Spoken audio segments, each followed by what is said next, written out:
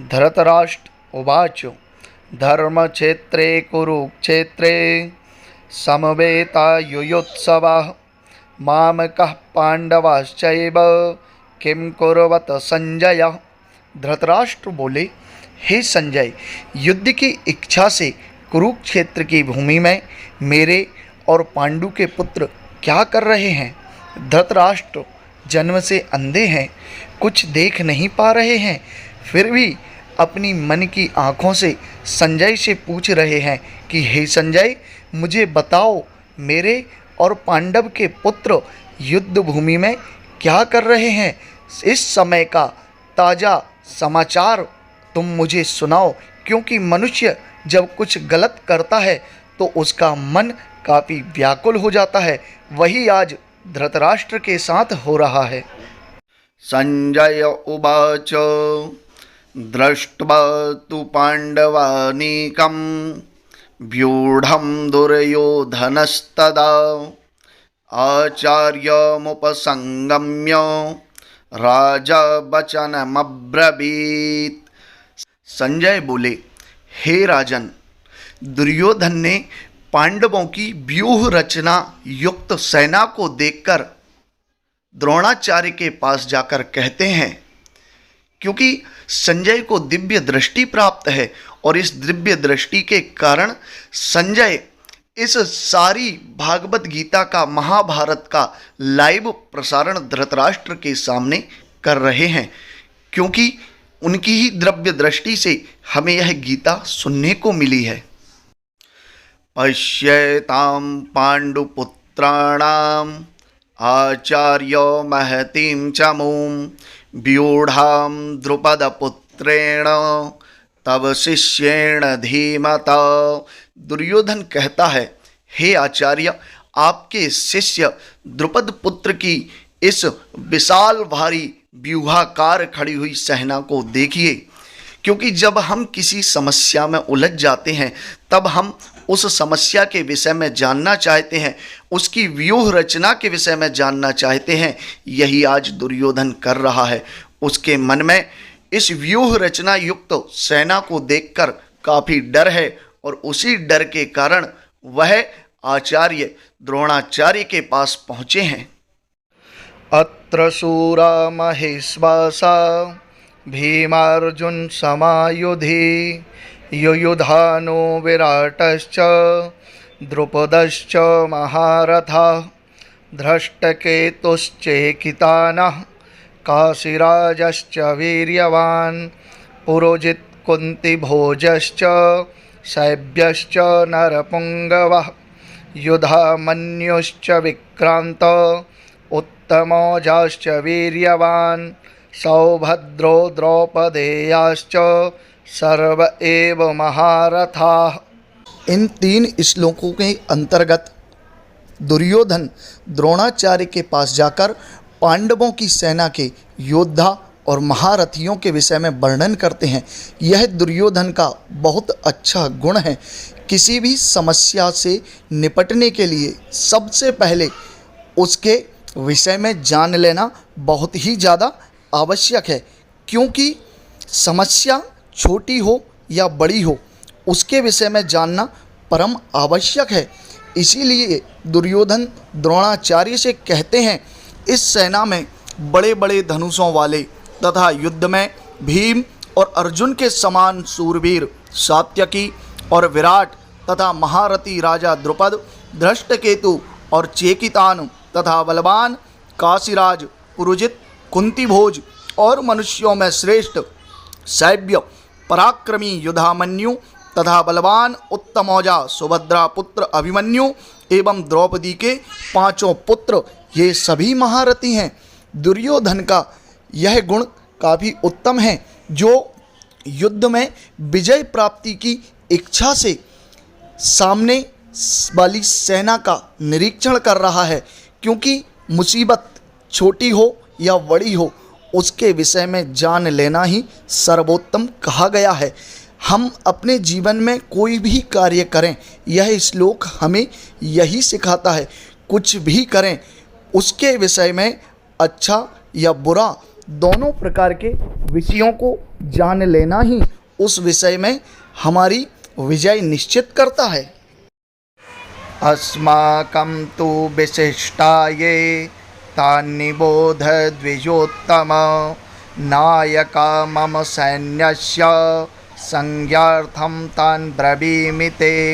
इस श्लोक में दुर्योधन द्रोणाचार्य से कहता है कि आपने पांडवों की सेना के महारथी को तो समझ लिया है, हे ब्राह्मण श्रेष्ठ, अब मैं आपको अपनी सेना के प्रधान सेनापतियों के विषय में बताता हूँ जो हमारे साथ युद्ध के लिए तत्पर हैं। दुर्योधन जो कहता है वह काफ़ी अच्छा है, क्योंकि हमें जब युद्ध करना होता है तो युद्ध की नीति के विषय में भी जान लेना चाहिए। हमें कंपेयर करना चाहिए कि सामने वाला हमसे भारी है या हमसे कमज़ोर है, हमारे और उसके बीच में युद्ध की कैसी स्थिति रहेगी। और युद्ध की रणनीति बनाते समय प्रधान व्यक्तियों को सेना के विषय में जानकारी देना काफ़ी महत्वपूर्ण माना गया है। यह काफ़ी अच्छा गुण माना जाता है दुर्योधन का, जो भागवत गीता के अंतर्गत दुर्योधन द्रोणाचार्य से अपनी सेना का परिचय करा रहे हैं। भवान् भीष्मश्च कर्णश्च कृपश्च समितिञ्जयः अश्वत्थामा विकर्णश्च सौमदत्तिस्तथैव च। दुर्योधन द्रोणाचार्य से कहता है कि हे विप्रवर, आप द्रोणाचार्य और पितामह भीष्म तथा कर्ण और संग्राम विजयी कृपाचार्य तथा वैसे ही अश्वत्थामा, विकर्ण और सोमदत्त का पुत्र भूरिश्रवा आदि सभी योद्धा मेरे साथ हैं। मित्रों, जब हम युद्ध के मैदान में जाते हैं तो हमें अपनी सेना का निरीक्षण और परीक्षण दोनों कर लेना चाहिए, क्योंकि संग्राम के समय जो चुनौतियां हमें मिलती हैं उन चुनौतियों से लड़ने के लिए हमारे पास विकल्प होना चाहिए। क्योंकि यदि युद्ध के मैदान में अचानक से कोई सरप्राइज आ जाता है तो हम उसे देखकर डरे ना, क्योंकि चुनौतियां पल पल पर हमारी परीक्षा लेती रहती हैं। इसीलिए सेना के विषय में और योद्धाओं के विषय में जान लेना बहुत ही आवश्यक है। अन्ये च बहवः शूरा मदर्थे त्यक्तजीविताः नानाशस्त्रप्रहरणाः सर्वे युद्ध विशारदाः। दुर्योधन कहता है और भी ऐसे लोग हैं इस युद्ध में जो मेरे लिए अपनी जीवन की आशा को त्याग देने वाले हैं, जो शूरवीर हैं, अनेक प्रकार के शस्त्रों से सुसज्जित हैं और सब प्रकार के युद्ध में चतुर हैं। आज दुर्योधन को अहंकार हो रहा है कि मेरे साथ जो योद्धा हैं वह सभी प्रकार से युद्ध की चुनौतियों को स्वीकार करने वाले हैं और उसके लिए अपने जीवन को त्याग देने वाले हैं। मित्रों, जब आप अपने जीवन में चुनौतियों से घिरे होते हैं तब कौन होता है आपके साथ, कौन आपका साथ देता है? तब साथ देता है आपकी योग्यता, आपका हुनर, आपका टैलेंट, आपकी शिक्षा और उसी के साथ साथ आपके अपने करीबी मित्र, बंधु, परिवार, रिश्तेदार, नातेदार, और सबसे ज़्यादा साथ देता है आपका अपना आत्मविश्वास। अपर्याप्तं तदस्माकं बलं भीष्माभिरक्षितं पर्याप्तं त्वदमेतेषां बलं भीमाभिरक्षितं। दुर्योधन कहता है भीष्म पितामह द्वारा रक्षित हमारी वह सेना सब प्रकार से अजेय है और शत्रु की जो सेना है वह जीतने में काफ़ी आसान है। यहाँ पर दुर्योधन को घमंड आ गया है। वह अपनी सेना को भीष्म पितामह द्वारा रक्षित देखकर दूसरे की सेना को कमज़ोर समझ रहा है। और मित्रों, अगर जीवन में घमंड आ जाए तो समझ लीजिए कि यह आपके हारने की शुरुआत प्रारंभ हो चुकी है। जब आप अपने जीवन में चुनौतियों का सामना कर रहे होते हैं और आपको जब लग जाए कि आप इसे बहुत आसानी से जीत सकते हैं तो समझ लीजिए कि वही चुनौती जीवन में आपको हरा देगी। आज दुर्योधन के साथ ऐसा ही हो रहा है। आत्मविश्वास होना चाहिए, लेकिन अहंकार घमंड नहीं होना चाहिए, क्योंकि वह जीवन में हमेशा हार का सामना करवाता है। अयनेषु च सर्वेषु यथा भागमवस्थिताः भीष्ममेवाभिरक्षन्तु भवन्तः सर्व एव हि। दुर्योधन कहना चाहता है द्रोणाचार्य से कि हे द्रोणाचार्य, इस संपूर्ण युद्ध की नीति का और सेनाओं का परीक्षण करने के बाद एक ही बात निकलकर सामने आती है कि आप सभी लोग अपने अपने मोर्चों पर अपनी अपनी जगह स्थित रहते हुए आप सभी लोग निसंदेह भीष्म पितामह की ही सब ओर से रक्षा करें, क्योंकि भीष्म पितामह का इस युद्ध में मारा जाना हमारी पराजय निश्चित कर देगा। मित्रों, जब आप किसी परेशानी में फंसते हैं, चुनौती में फंस जाते हैं, तो आपका सबसे पहला कर्तव्य होना चाहिए कि अपनी सबसे महत्वपूर्ण वस्तु का संरक्षण करें, क्योंकि जो आपके लिए सबसे ज़्यादा आवश्यक है, यदि आप उसे नहीं बचा पाएंगे तो समझ लीजिए कि युद्ध में आपकी हार निश्चित है। इसीलिए दुर्योधन द्रोणाचार्य से कहते हैं कि आपको केवल और केवल भीष्म पितामह की ही रक्षा करना है। तस्य संजनयन् हर्ष कुरु वृद्धः पितामहः सिंहनादं विनद्योच्चैः शंखदद्मो प्रतापवान। इस समय कौरवों में वृद्ध बड़े प्रतापी पितामह भीष्म ने उस समय दुर्योधन के हृदय में हर्ष उत्पन्न करने के लिए उच्च स्वर में सिंह की दहाड़ के समान गरज कर भयंकर शंखनाद किया। जी हाँ, भीष्म पितामह चाहते हैं कि दुर्योधन इस युद्ध में कमज़ोर ना पड़े, उसके मन में किसी भी प्रकार का डर ना हो। उसके हृदय में हर्ष उत्पन्न करने के लिए भीष्म पितामह ने सिंह के समान गरज कर भयंकर शंख का नाद किया। मित्रों, हम देखते हैं कि जब हम अपने शत्रु पर हावी होना चाहते हैं तो प्रारंभ में ही हमें ऐसी संरचना या ऐसा व्यूह रचना चाहिए जिससे शत्रु मन ही मन घबरा जाए। आज भीष्म पितामह ने शंख बजाकर दुर्योधन के साथ मिलकर पांडवों में भय उत्पन्न करने का प्रयास किया है। ततः शंखश्च भैर्यश्च पणवानक गोमुखाः सहसैवाभ्यहन्यन्त सशब्दस्तुमुलोऽभवत्। भीष्म पितामह के शंखनाद के पश्चात शंख और नगाड़े तथा ढोल मृदंग और नरसिंघे आदि बाजे एक साथ ही बज उठे, मानो नाद से पूरा वायुमंडल गूंज उठा है। यह युद्ध का प्रारंभ हो चुका है, युद्ध का बिगुल बज गया है। उसका शब्द इतना भयंकर था कि पूरा वायुमंडल कंपायमान हो गया, मानो कौरवों ने अपने विनाश के लिए इस तरह के शंख ढोल नगाड़े आदि का नाद कर दिया हो, जिसके पश्चात सारा वायुमंडल भयभीत हो गया और कौरवों की सेना इस नाद को सुनकर काफ़ी प्रसन्न होने लगी और पांडवों की सेना में डर उत्पन्न करने का फिर प्रयास किया गया। परंतु युद्ध का परिणाम दोनों पक्षों के लिए अच्छा नहीं होता है। आज कौरवों ने अपने विनाश के लिए इस प्रकार से ढोल नगाड़े शंख मृदंग आदि बजाकर युद्ध का प्रारंभ कर दिया है। ततः श्वेतैर्हयैर्युक्ते महति स्यन्दने स्थितौ माधवः पांडवश्चैव दिव्यौ शंखौ प्रदद्मतुः। अब बारी पांडवों की आई है। पांडवों ने भी अपनी सेना का उत्साह बढ़ाने के लिए शंखनाद किया है। इसके अनंतर सफ़ेद घोड़ों से युक्त उत्तम रथ में बैठे हुए श्री कृष्ण महाराज और अर्जुन ने भी अलौकिक शंख बजाए हैं। मित्रों, जब युद्ध का प्रारंभ होता है तो दोनों पक्ष अपनी सेना के मनोबल को बढ़ाने के लिए दिव्य और भव्य तरीके से शंखनाद करते हैं। जब युद्ध का बिगुल बजता है तो सेना में उत्साह भरना परम आवश्यक होता है।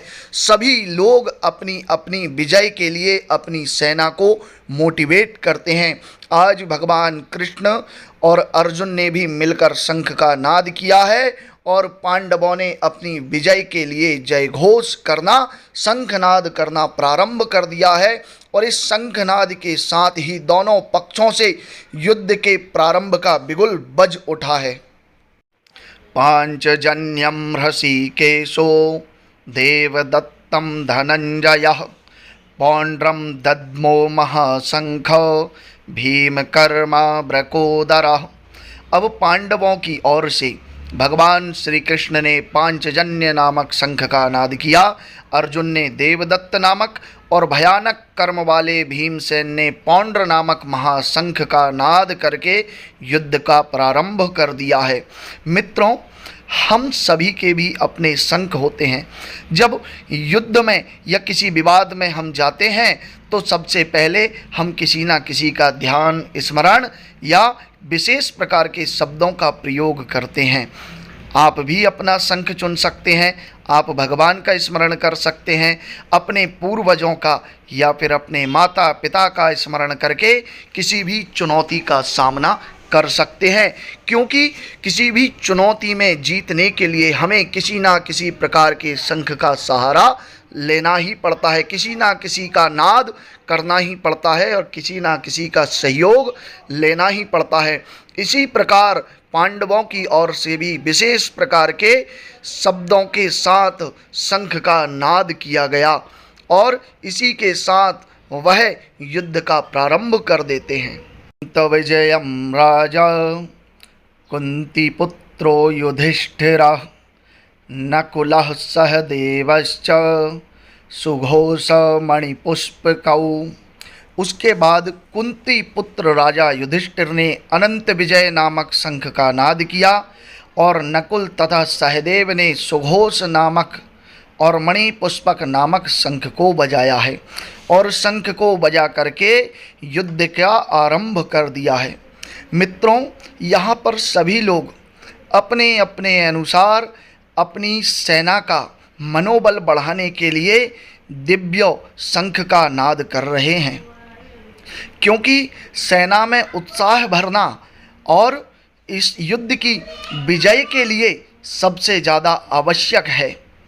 जब तक हम आत्मविश्वास से परिपूर्ण नहीं हो जाते तब तक हम किसी भी विषय को नहीं जीत सकते हैं। और यहाँ पांडवों के द्वारा युद्ध को जीतने के लिए विशेष प्रकार के शंखों का नाद किया जा रहा है और उन शंखों की ध्वनि से मानो वायुमंडल गुंजायमान हो रहा है और जय जयकार के नारे लग रहे हैं। युद्ध की इच्छा से सभी लोग प्रयत्न कर रहे हैं। काश्यश्च परमेवास शिखंडी च महारथ धृष्टद्युम्नो विराटश्च सात्यकिश्च पराजितः द्रुपदो द्रौपदेयाश्च सर्वशः पृथिवीपते सौभद्राश्च महाबाहु शंखदद्मु पृथक पृथक। संजय धृतराष्ट्र से कहते हैं, हे राजन, श्रेष्ठ धनुष वाले काशीराज और महारथी शिखंडी एवं धृष्टद्युम्न तथा राजा विराट और अजय सात्यकी राजा द्रुपद एवं द्रौपदी के 5 पुत्र और बड़ी भुजाओं वाले सुभद्रा पुत्र अभिमन्यु, इन सभी ने हे राजन सब ओर से अलग अलग शंख बजाए हैं। मित्रों, महाभारत जैसा युद्ध हमें विरले ही देखने को मिलता है, लेकिन इससे हमें शिक्षा भी मिलती है। यहाँ बड़े बड़े योद्धा इस महाभारत के युद्ध में भाग ले रहे हैं और सभी योद्धा अपने अपने शंखनाद के द्वारा अपने होने का एहसास करा रहे हैं। इसी प्रकार मित्रों, हमें भी इस श्लोक से शिक्षा मिलती है कि चुनौती कितनी भी बड़ी क्यों ना हो, हमें उससे लड़ना चाहिए। उससे लड़ने के लिए हमेशा तत्पर रहना चाहिए, क्योंकि जब हम समाज में होते हैं तो हमें बार बार अपने अच्छे कार्यों से, अपने अच्छे कर्मों से अपने होने का एहसास कराना चाहिए, क्योंकि जब तक हम अपने होने का एहसास नहीं कराएंगे तब तक हमें मान सम्मान पद प्रतिष्ठा प्राप्त नहीं होगा।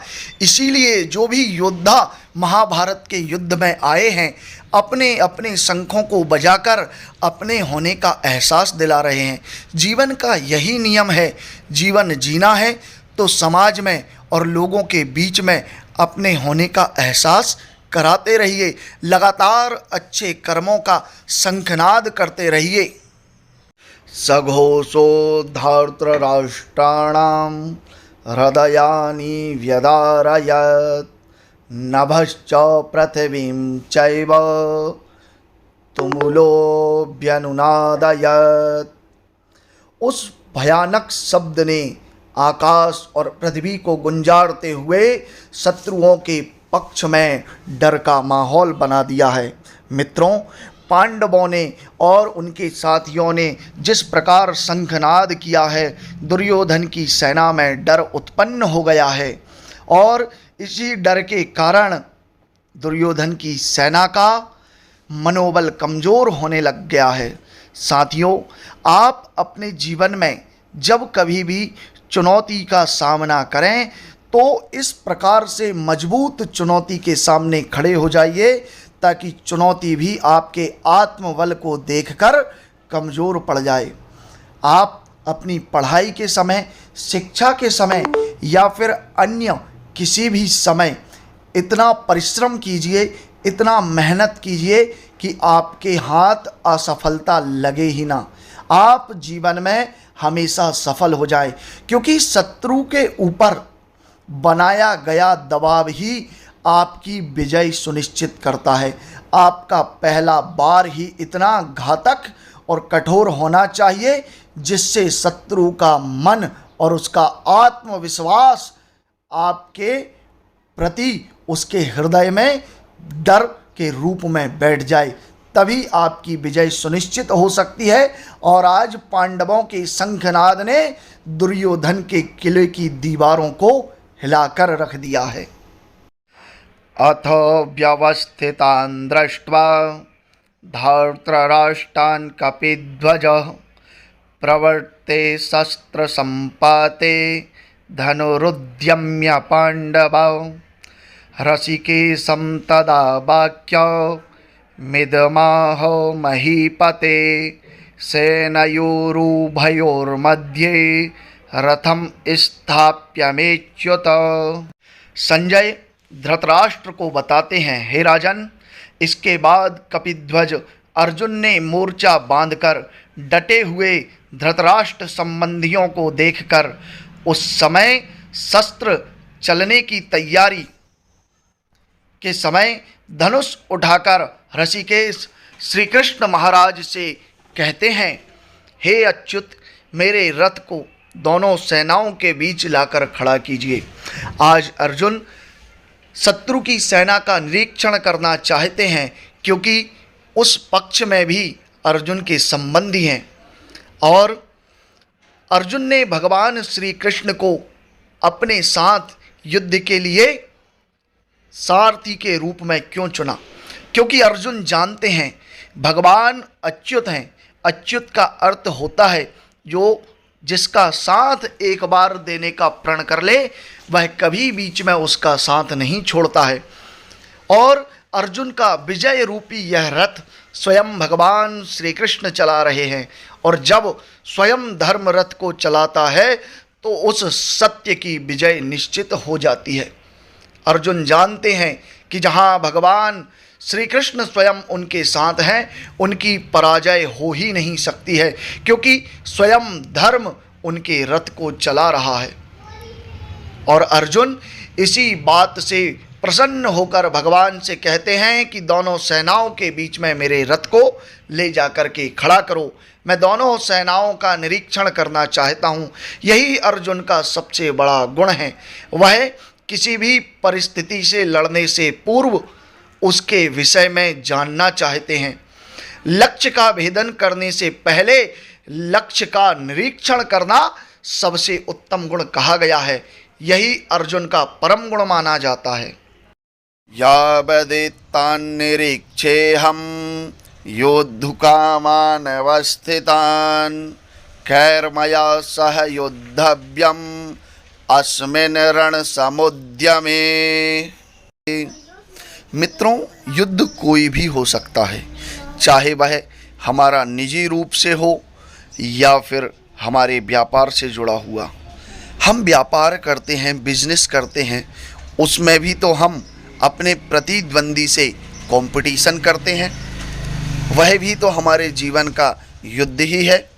तो इस श्लोक में यही कहा गया है, जब तक कि मैं, अर्जुन कहते हैं, जब तक कि मैं युद्ध के क्षेत्र में डटे हुए युद्ध के अभिलाषी इन विपक्षी योद्धाओं को भली भांति नहीं देख लेता हूँ, इस युद्ध रूपी व्यापार में मुझे किन किन लोगों के साथ युद्ध करना है और वह किस योग्य हैं, तब तक मेरे उस रथ को वहीं पर खड़ा रखिएगा। मित्रों, जब आप अपने जीवन में कोई लड़ाई लड़ते हैं, चाहे वह अच्छी हो या फिर बुरी हो, आपका कर्तव्य है कि आप उसे भली भांति जान लें, समझ लें। उसके विषय में जानना समझना आपको परम आवश्यक है, क्योंकि बिना जाने या समझे युद्ध क्षेत्र में जाना पराजय का कारण बन सकता है। इसीलिए कभी भी अपने जीवन में कोई भी कार्य करें तो उसे जानना समझना आपके लिए परम आवश्यक कहा गया है, क्योंकि सही निर्णय आप तभी ले सकते हैं जब आप सामने वाले के सारे रहस्यों को समझ जाएं। योच्यमाना नवेक्षेऽहं य एतेऽत्र समागताः धार्तराष्ट्रस्य दुर्बुद्धिर्युद्धे प्रियचिकीर्षवः। अर्जुन भगवान श्री कृष्ण से कहते हैं, हे कृष्ण, इस दुर्बुद्धि दुर्योधन के कारण ही यह सारा युद्ध हो रहा है और मैं देखना चाहता हूँ कि इस युद्ध में इस दुर्योधन का साथ देने वाले जो राजा इस सेना में आए हैं, उनसे युद्ध करने के लिए मुझे किस प्रकार के व्यूह की रचना करनी पड़ेगी, किस प्रकार मैं इनसे युद्ध में विजय प्राप्त कर सकता हूँ।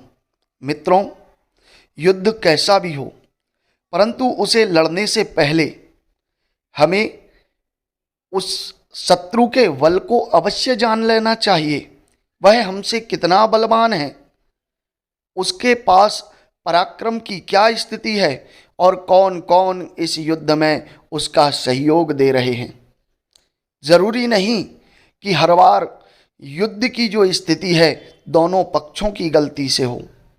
कई बार एक पक्ष ऐसा होता है जो ना चाहते हुए भी युद्ध को करता है।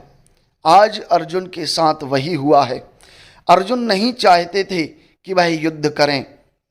भगवान कृष्ण ने उनके लिए केवल 5 गांव मांगे थे, लेकिन दुर्बुद्धि दुर्योधन ने वह भी नहीं दिया और उन्हें युद्ध की आग में डाल दिया, जिसका परिणाम बड़ा भयंकर होने वाला है। संजय उवाच एवमुक्तो हृषीकेशो गुडाकेशेन भारत सेनयोरुभयोर्मध्ये स्थापयित्वा रथोत्तमं भीष्मद्रोणप्रमुक्ता सर्वेषां चामहीक्षिताम् उवाच पार्थ पश्येतान् समवेतान् कुरुनिति।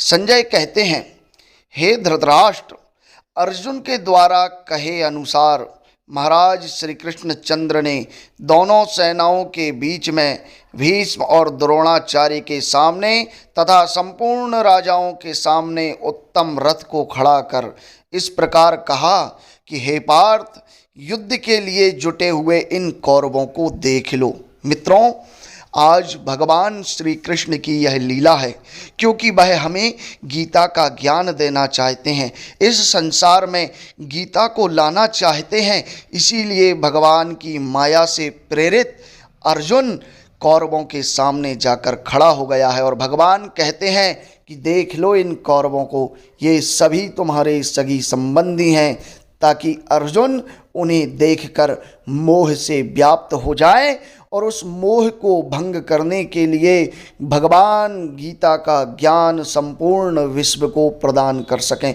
क्योंकि भगवान जानते हैं जब तक अर्जुन मोह में नहीं फंसेगा तब तक भगवान गीता का ज्ञान नहीं दे पाएंगे।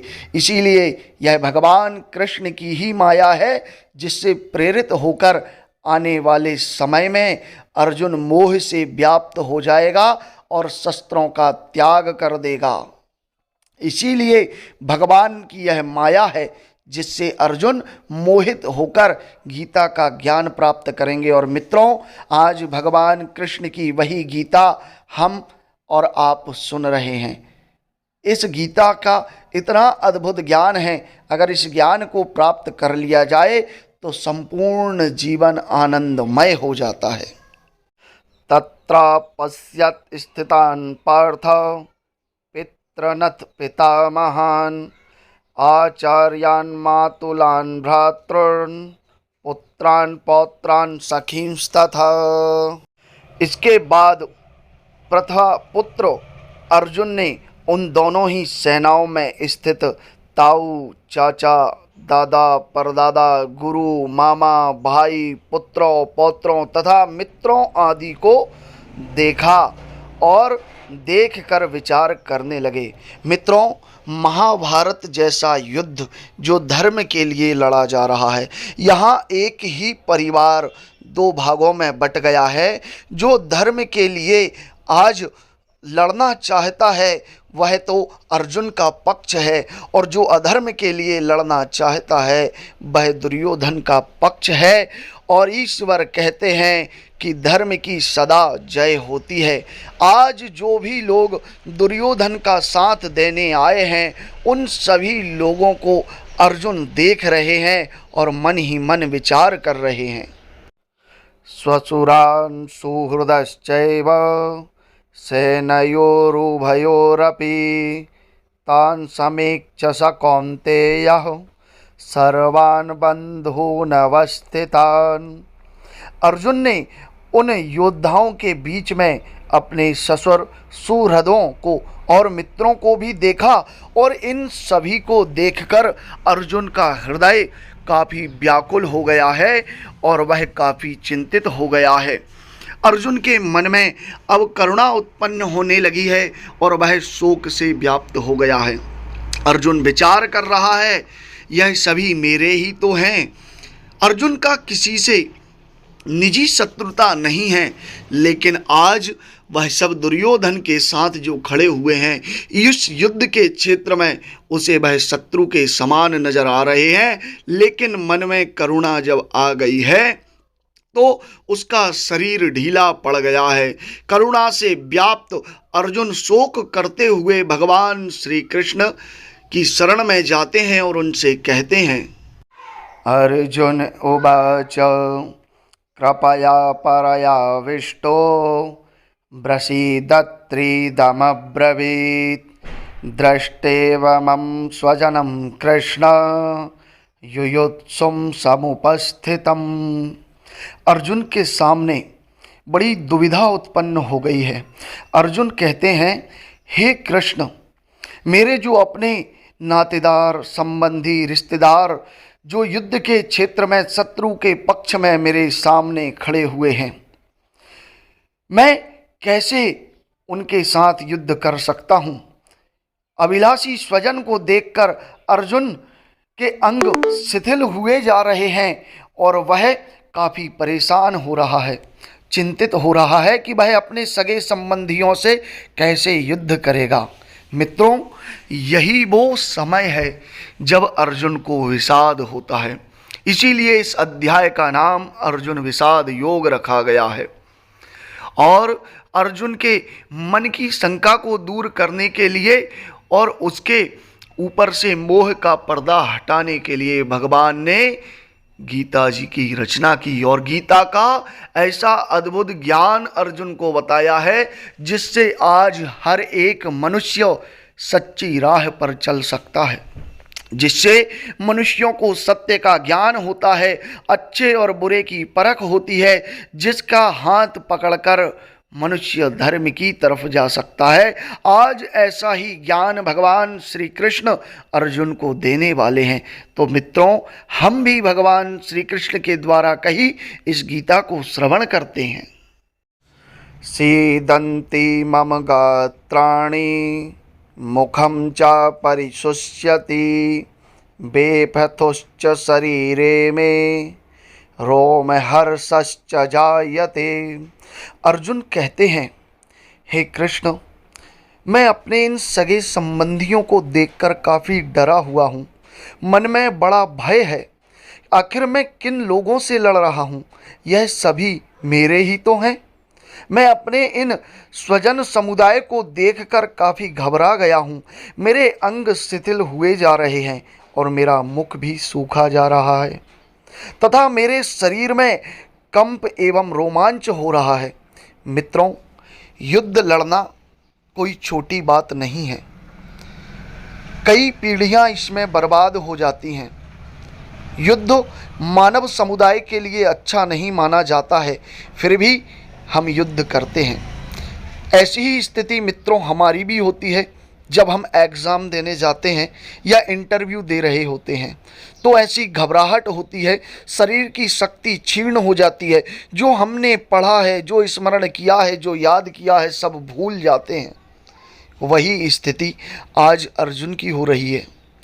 अपने समुदाय को देखकर, अपने परिजनों को देखकर, अपनों को देखकर उसके शरीर ने साथ देना छोड़ दिया है। मन काफ़ी घबरा रहा है, काफ़ी व्याकुल हो रहा है और इस स्थिति को देखकर भगवान श्री कृष्ण की शरण में वह चला जाता है। गांडीवं संस्रते हस्तास्त्वक्चैव परिदह्यते न च शक्नोऽभ्यवस्थातुं भ्रमतीव च मे मनः। अर्जुन कहते हैं, हे कृष्ण, मेरा मन काफ़ी दुखी हो रहा है। मैं बहुत ज़्यादा परेशान हूँ।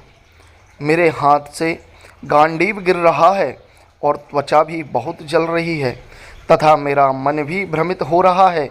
इसलिए मैं खड़ा रहने में भी समर्थ नहीं हूँ।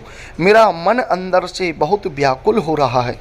मित्रों, जब भी हम किसी ऐसी स्थिति में उलझते हैं तो हमारा मन काफ़ी बेचैन हो जाता है। हमें समझ नहीं आता है हम क्या करें। ऐसी ही स्थिति होती है जब व्यापार में बड़ा नुकसान हो जाता है, जब हमारे एग्ज़ाम का समय नज़दीक आता है या फिर हमारे ऊपर कोई बड़ा भयंकर दुख आ जाता है। तब ऐसी ही स्थिति में हम काफ़ी व्याकुल और परेशान हो जाते हैं। तब हमें किसका साथ मिलता है? जब किसी का साथ नहीं होता तो स्वयं नारायण साथ देने के लिए आते हैं। और आज अर्जुन की इसी अवस्था में भगवान श्री कृष्ण उसके साथ खड़े हुए हैं और उसे सत्य का ज्ञान करा रहे हैं। निमित्तानि च पश्यामि विपरीतानि केशव न च श्रेयोनुपश्यामि हत्वा स्वजनमाहवे। मित्रों, अर्जुन कहते हैं, हे केशव, मैं काफ़ी हताश हूँ, मन बहुत उदास है और मैं लक्षणों को भी विपरीत ही देख रहा हूँ तथा युद्ध में स्वजन समुदाय को मारकर क्या मेरा कल्याण हो सकता है? क्या अपने लोगों को मारकर भी मैं इस युद्ध को जीतकर सुखी रह सकता हूँ? मित्रों, जीवन में कई बार ऐसी स्थिति बन जाती है जब हमें कुछ समझ नहीं आता है, सोचने समझने की शक्ति खत्म हो जाती है। तब हमें ज़रूरत होती है एक मार्गदर्शक की, जो हमें सही रास्ता दिखाए, जो हमारी किसी भी प्रकार से निष्कपट और निश्चल तरीके से वह हमारी मदद करे। और आज भगवान श्री कृष्ण अर्जुन के साथ खड़े हुए हैं। क्या अर्जुन अपनों को मारकर भी राज्य प्राप्त करके सुखी रह सकते हैं? अर्जुन ने ऐसा ही प्रश्न भगवान श्री कृष्ण के सामने आज रख दिया है। न कांक्षे विजयम कृष्ण न च राज्यम सुखानि च किं नो राज्येन गोविंद किं भोगैर्जीवितेन वा।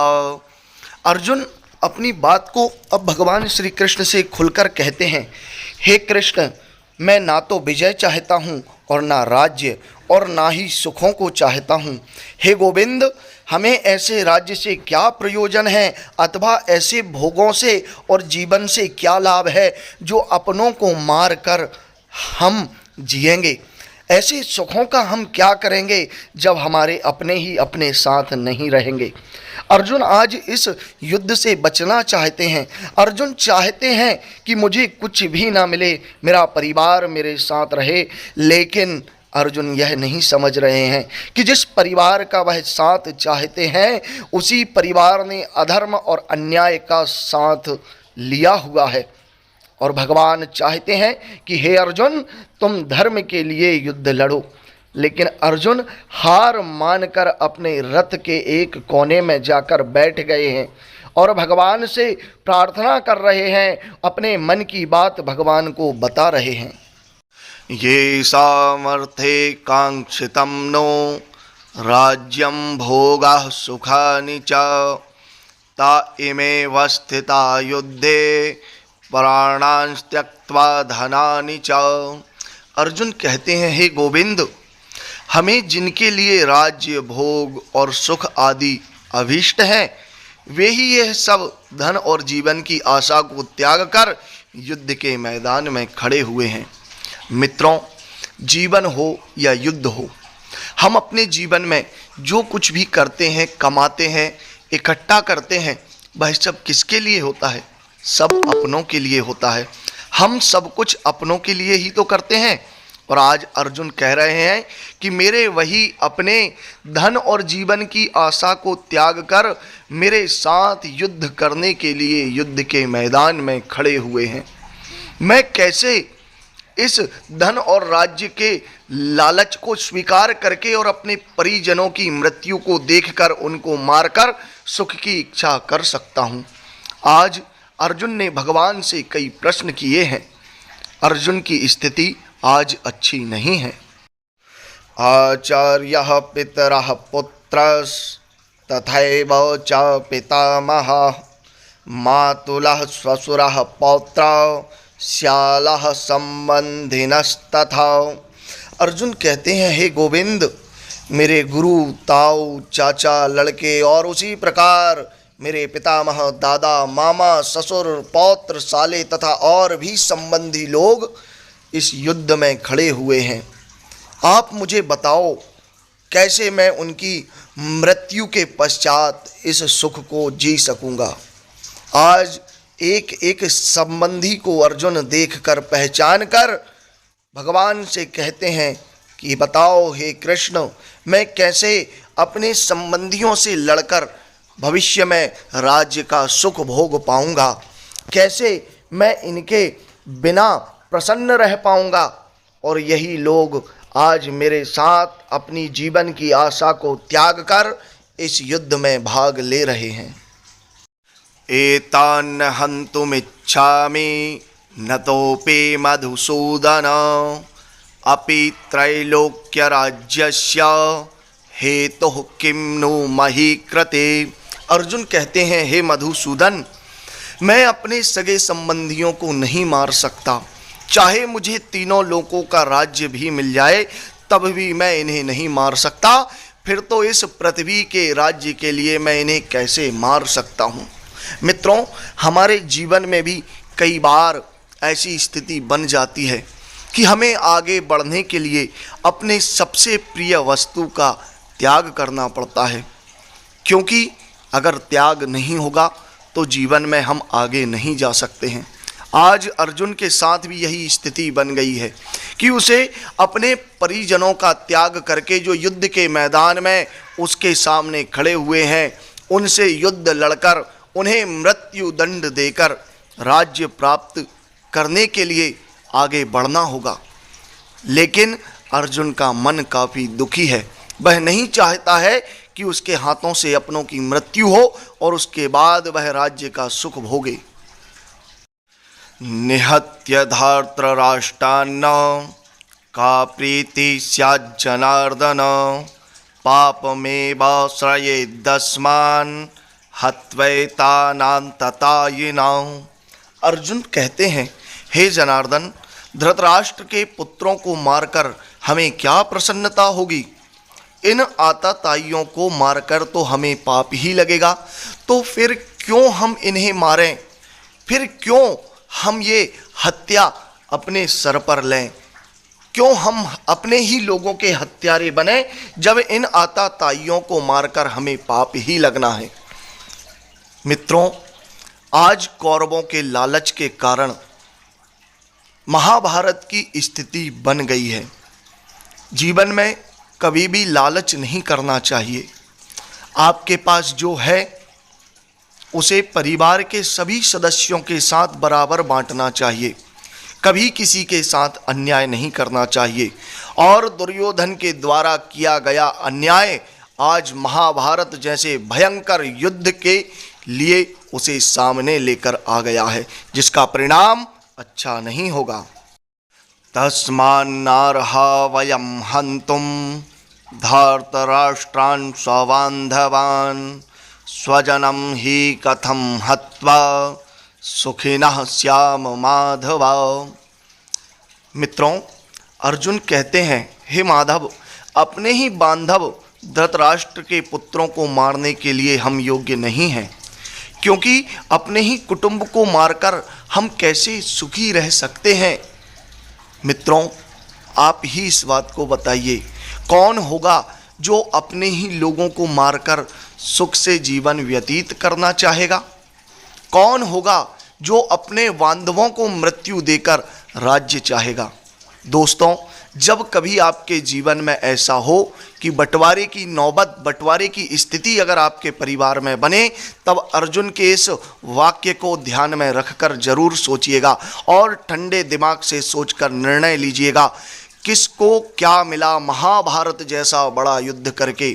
केवल और केवल नुकसान ही हुआ, चाहे वह कौरवों को हो या फिर पांडवों को हो। यद्यप्येते न पश्यन्ति लोभोपहत चेतसः कुलक्षय कृतं दोषं मित्रदोहे च पातकं कथं न ज्ञेयमस्माभिः पापादस्मान्निवर्तितुं कुलक्षयं कृतं दोषं प्रपश्यद्भिर्जनार्दन। मित्रों, अर्जुन कह रहे हैं कि हाँ, कौरवों ने लोभ से भ्रष्ट होकर, लोभ के कारण इस महाभारत जैसे युद्ध की रचना कर दी है, लेकिन फिर भी कुल के नाश से उत्पन्न दोष को और मित्र से विरोध करने में पाप को नहीं देखते, तो भी जनार्दन, कुल के नाश से उत्पन्न दोष को जानने के बाद भी हम कैसे यह पाप कर सकते हैं? कैसे हम अपनों की हत्या कर सकते हैं जब कुल की हत्या करने से भयंकर पाप लगता है? आज इन दो श्लोकों के माध्यम से अर्जुन भगवान से कहना चाहते हैं कि हे भगवान कृष्ण, क्यों हम जानते हुए भी, समझते हुए भी इस प्रकार के युद्ध को करने का प्रयत्न कर रहे हैं? मित्रों, यही जो स्थिति है, पाप के कारण दुर्योधन ने पांडवों के साथ युद्ध करने का निर्णय किया, लेकिन शिक्षा का और अच्छी शिक्षा का यही तो फर्क है कि अर्जुन इतने शिक्षित हैं, वह जान रहे हैं, समझ रहे हैं कि दुर्योधन ने सब कुछ गलत किया है, लेकिन उसके बाद भी वह अपने कुल की हत्या नहीं करना चाहते हैं, उनकी मृत्यु के पश्चात सुख को नहीं भोगना चाहते हैं। यही तो उत्तम शिक्षा है जो भगवान श्री कृष्ण के सानिध्य में अर्जुन को प्राप्त होती रहती है।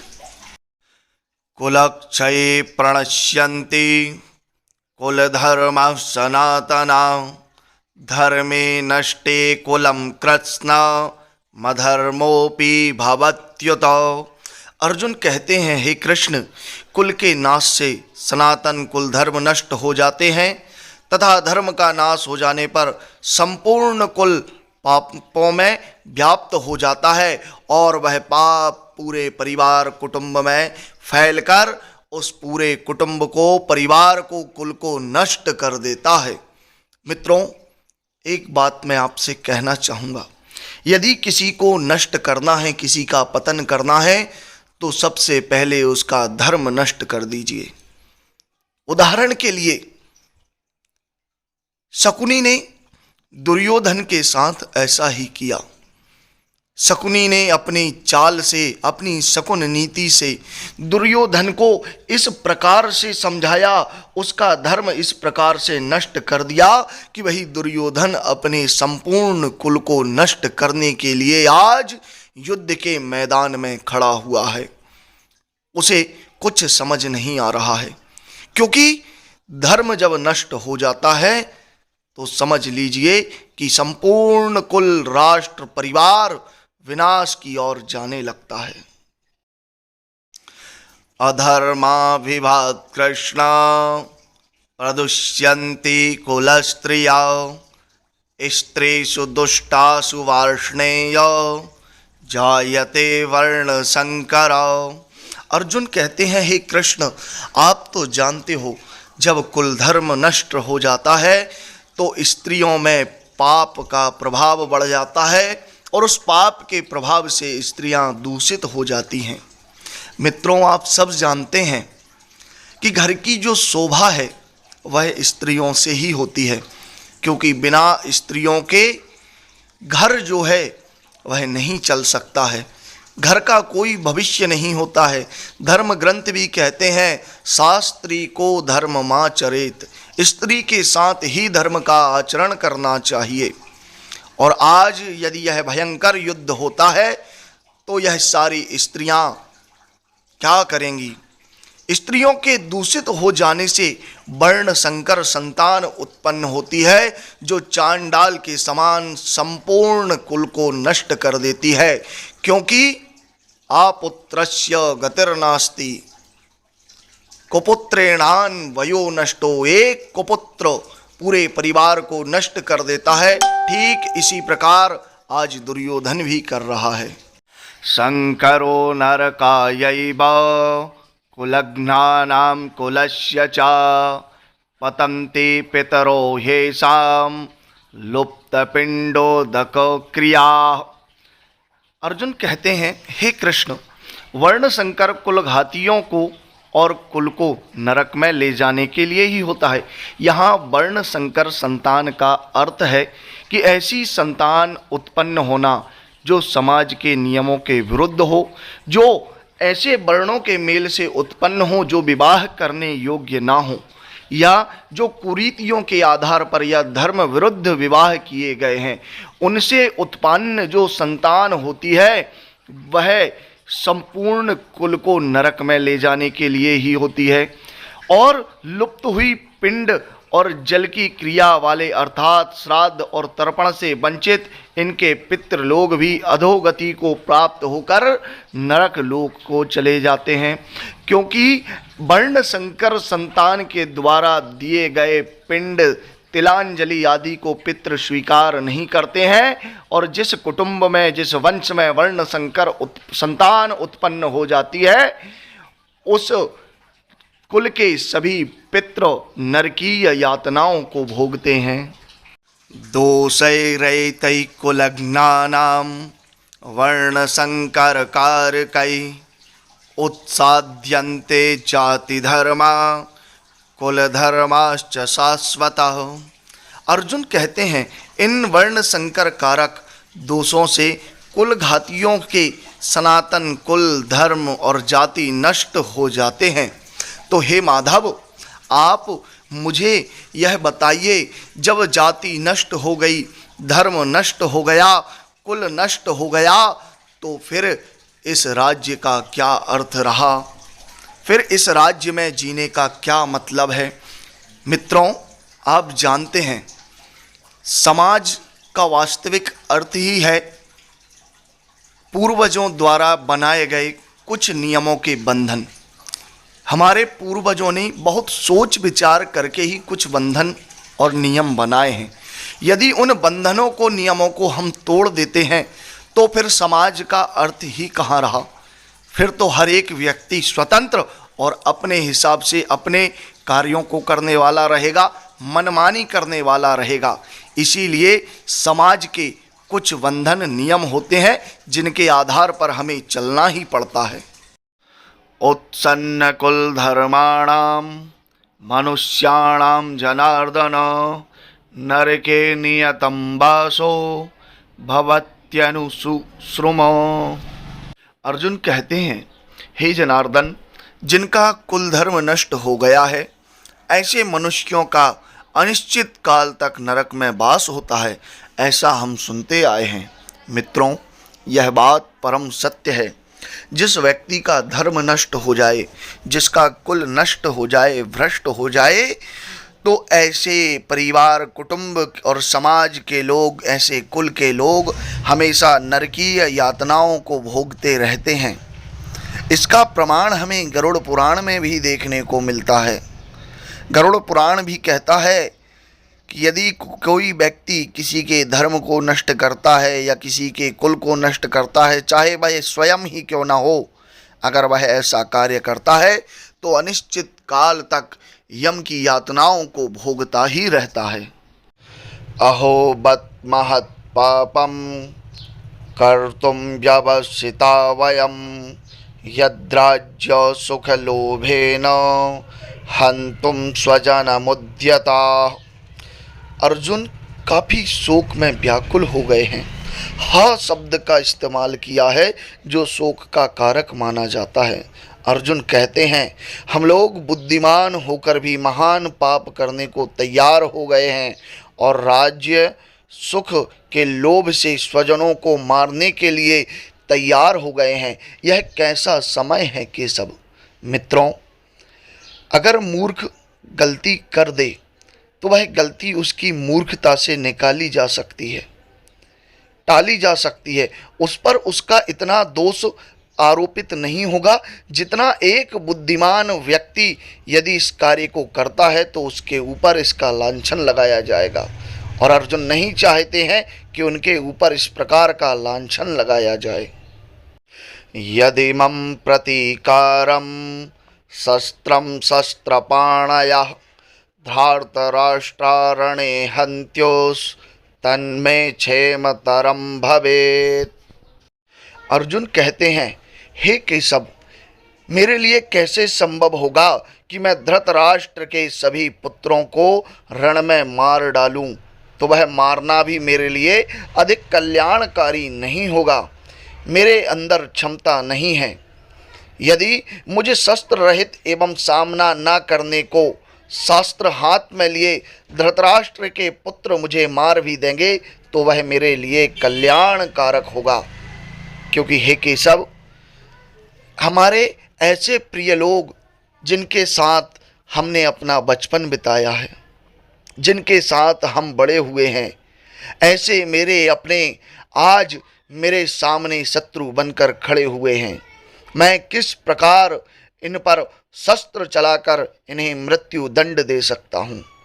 तुम ही बताओ केशव, कैसे मैं इनके साथ युद्ध कर सकता हूँ? क्या यह युद्ध मेरे लिए कल्याणकारी रहेगा? अरे नहीं, इससे तो मैं स्वयं मृत्यु को प्राप्त हो जाऊं, वही सर्वोत्तम रहेगा। संजय उवाच एवमुक्त्वार्जुना संख्ये रथोपस्थ उपविशत् विसृज्य ससरं चापं शोक संविघ्नमानसः।